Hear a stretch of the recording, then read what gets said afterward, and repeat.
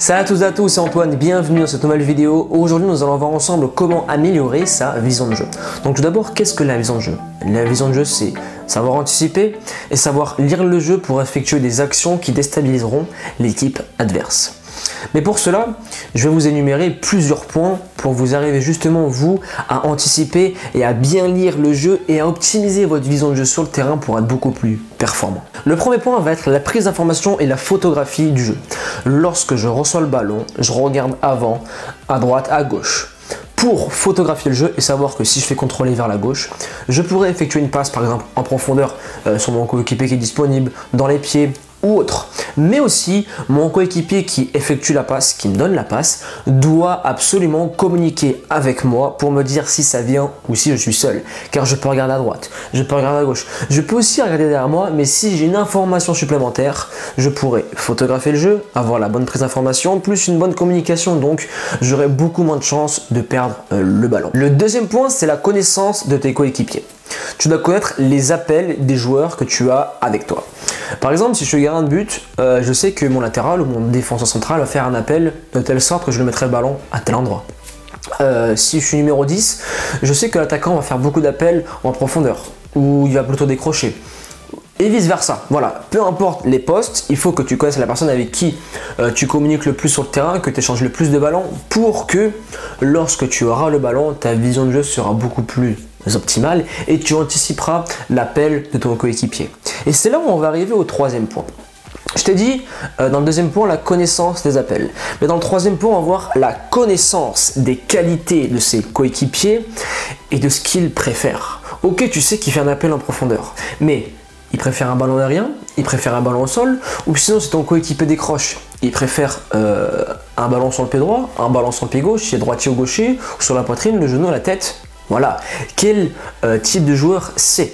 Donc c'est pour ça qu'il y a un énorme travail à l'entraînement de communication d'avant-match. C'est pour ça aussi que la promenade d'avant-match vous sert de communication pour dire voilà, aujourd'hui Yann, moi je suis 10, les appels, je sais que tu les préfères en profondeur. Donc, ce que je vais faire à chaque fois, c'est que je vais te les mettre au sol car tu préfères beaucoup de ballons au sol.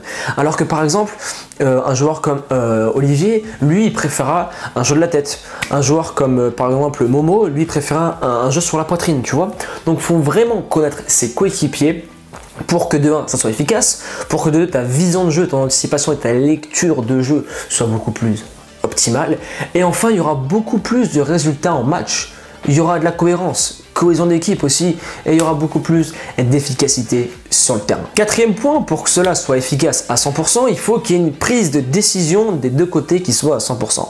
La décision dans le porteur de balle qui décide de faire la passe, voilà, je m'engage à faire la passe à 100%, et l'autre en face, il faut que lui fasse son appel aussi à 100%.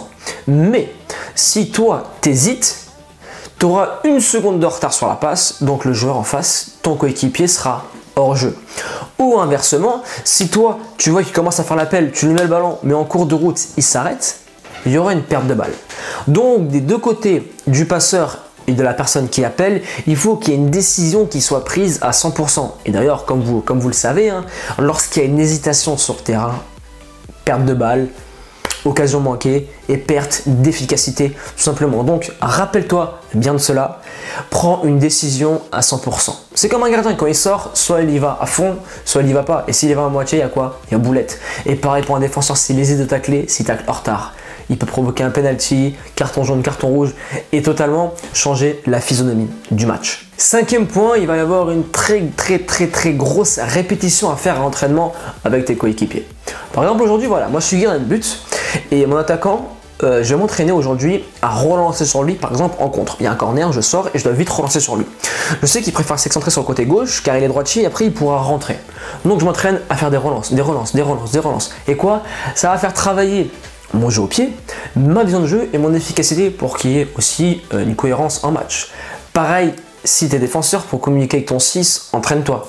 Avec le 10, avec les milieux côté, avec l'attaquant. Chacun à vos postes, travaillez cela à l'entraînement. Vous verrez que votre vision de jeu, elle progressera d'entraînement en entraînement car la cohésion de groupe, si tu préfères, comme je te l'ai dit précédemment, si tu connais les qualités de chacun, si tu photographies bien le jeu, si tu as une bonne lecture de jeu, une bonne prise d'information, tu verras que ça sera fluide sur le terrain et tu te diras Mais maintenant, c'est intuitif ce que je fais. Je réfléchis pas, ça le fait tout seul. Et ben oui, parce qu'à l'entraînement, tu travailles pour que le week-end, ça soit intuitif et efficace.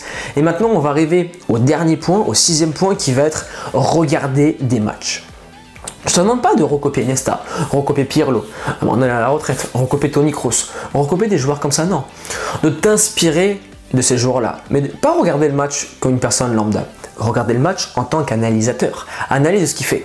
Avant d'avoir le ballon, hop, tu vois qu'il prend la prise d'information. Il photographie le jeu. Ensuite, il remet une touche parce que ça arrive derrière, on communique avec lui. Ensuite, lorsqu'on lui met, il s'oriente de tel côté parce qu'il sait que sur le côté là-bas, il y a un joueur qui veut la balle dans la profondeur, donc il anticipe ce que le joueur, ce que son coéquipier va faire. Tu vois? Donc, regarde beaucoup des matchs avec un regard analysateur et tu verras que ça t'apportera beaucoup dans ta vision de jeu. Ça passe par prise de décision, photographier le jeu. Ça passe par connaître les appels de chacun, connaître les qualités et préférences de chacun, prendre des décisions à 100%, travailler à l'entraînement et enfin visualiser beaucoup de matchs, regarder d'un regard analysateur.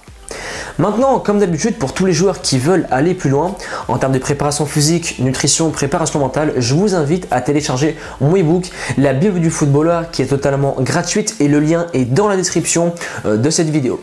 Enfin, maintenant, comme vous le savez, on a une communauté qui augmente de jour en jour et on a une communauté de motivés. Et pour cela, pour me montrer ta détermination et ta motivation, hashtag motivation 100% dans les commentaires. Et maintenant, je vais te laisser là.